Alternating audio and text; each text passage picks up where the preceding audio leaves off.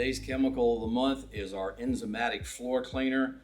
The word enzymatic or enzyme indicates that there are living microorganisms in this packet.